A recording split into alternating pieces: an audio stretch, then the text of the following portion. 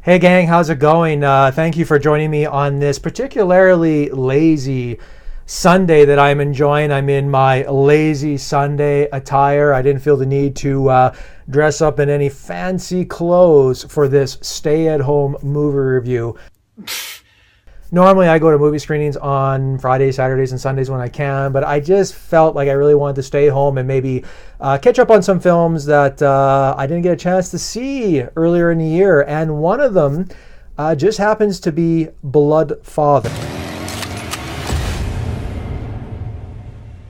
which is a very rare Mel Gibson starring feature film. And the reason I say rare is because when you really stop and think about it, Gibson hasn't really starred in a lot of films, especially in a lead capacity in many, many years.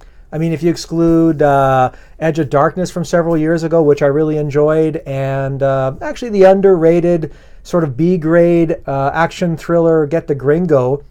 I mean, look at his acting resume. Expendables, sequel, Machete Kills. Not really much to speak of there. Let's move on, dude. Come on. And yeah, of course, every actor has some unrelenting stinkers on his resume as well. Read the card. Read the card.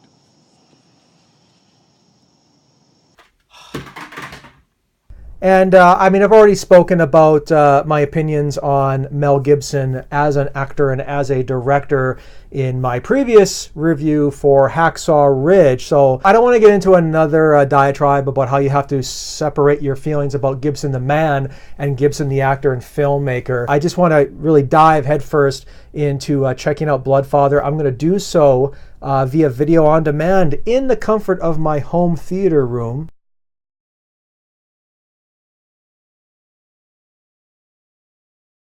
And I'm going to watch it, and I will be back with a review. Bye-bye.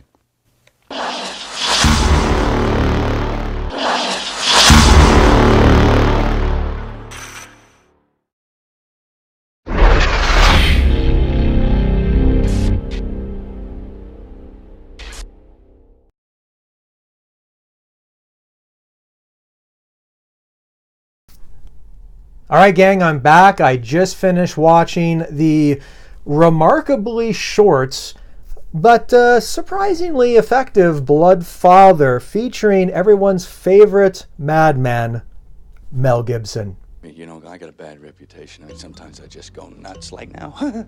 I mean, he is a little crazy. There's no doubt about it. Eeny, meeny, miny. Hey, Mom! So this is a very simple and economical film. So Gibson stars in the film as John Link, an ex-convict that did serious time, who's now on parole, and he has a lot of skeletons in his closet, not unlike Gibson himself. Asshole. So anyway, he has an estranged daughter who's played by Erin Moriarty, and she gets herself into some very big trouble with a cartel. Missing link tattoo. Dad, I'm here. I need cash fast. Yes, I'm dead. Just stay put till I get there. She finds herself on the run, so she reacquaints herself with Gibson's character, and the plot sort of thickens, and then they go on the run to escape all these nefarious thugs that want her dead. I get blamed for this breaking parole, Karen. I think if I could really adequately describe it, it's B-grade grindhouse exploitation trash. Can I help you, gentlemen? Want tattoos? Nah, come back tomorrow. What if I wanted her name?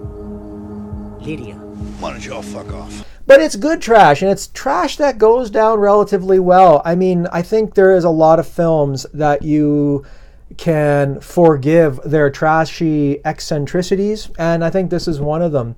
And the one thing that I really liked about it is, well, Mel Gibson himself. For those who don't know me, my name's John Lee.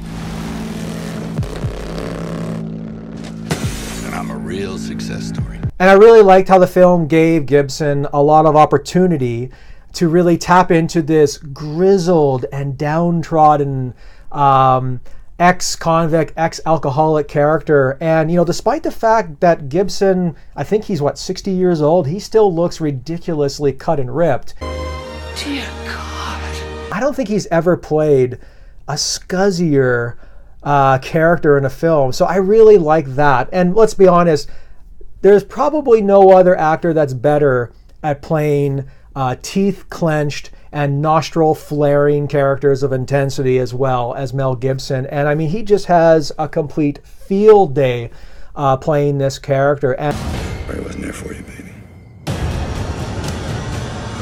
There's nothing I can even say. Except I'm sorry. he really anchors and carries this entire film. Without Gibson's presence, I think Bloodfather would have been just completely disposable and forgettable. He's paired really nicely with Moriarty. I think she brings a lot of spunk and sass to her character, and they have really good chemistry. I got no idea how you piss guys like that off. What do they want from you?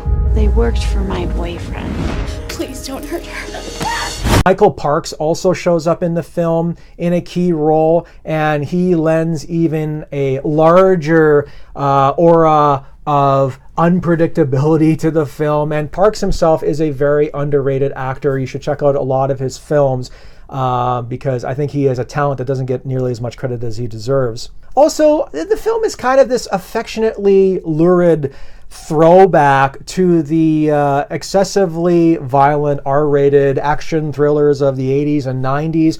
And obviously, Mel Gibson himself really was an established actor during that period in many an action thriller. It's kind of interesting how the character and the film sort of comes full circle with Mel Gibson's career as a whole. Oh my God. The film was directed by a French filmmaker, Jean-François Richet. I'm hoping I'm pronouncing that properly. He directed a very good remake in Assault on Precinct 13 several years ago. I think that film came out in 2005. But he really crafts some really gnarly and intense and blood-soaked violent sequences in the film that really allows Gibson, again, to really ground himself in the trashy extremes that this film has to offer. She's the last streak of sunlight you're going to see. Bloodfather is a good, solid, old-fashioned chase film that has a lot of pulpy charm, and it delivers on its intended promises of being sort of an enjoyable grindhouse film. It's very, very short at 88 minutes, 89, 88 minutes, and I like the fact that it's mercifully short. I think far too many films these days are way too long and way too self-indulgent for their own good, but I like the fact that the makers here knew the type of film they were making and they were not making any apologies for it, and they made a film that was just the right length. I mean, deep down, the film's not really very innovative or original. It goes down many a browbeaten and predictable path, and the villains, I mean, pretty one note, not very interesting and not very compelling. They're essentially targets for Gibson's character's killing spree later on in the film. Oh man, does it ever. So, I mean, if you're looking for, again, good, tasty, trashy cinema that goes down well right now and something that you probably won't be thinking about too much in a week or two, or maybe even a few days, I'd recommend Bloodfather. First, you need to deal with me. Maybe the reason that I went out of my way to see it and review it is because Mel Gibson's HACKSAW RIDGE has recently come out. I mean, granted, he directed that film, he didn't star in it, but I was interested in focusing on a film that didn't feature Gibson behind the camera, but instead in front of it. So I'm hoping that the success of HACKSAW RIDGE, at least for Gibson as a director, paves the way for him to be in more films as an actor, because again, if you overlook all of his past indiscretions that are, yes, indefensible, Gibson is a very talented and deeply committed performer. And I want to see him in more movies, and I want to see him direct more movies. So there you go. There is my review of Bloodfather. Let me know in the comments below what you thought of the film if you did manage to see it. Also, let me know in the comments below what you think of Mel Gibson's career as a whole. Let me know what some of your favorite Mel Gibson films are, both as a director and as an actor. No! Thank you very much for watching this video. If you could like it, I'd appreciate it. If you could also hit that big subscribe button, that would mean the world to me. Take care, everybody, and I'll see you at the movies. Bye-bye.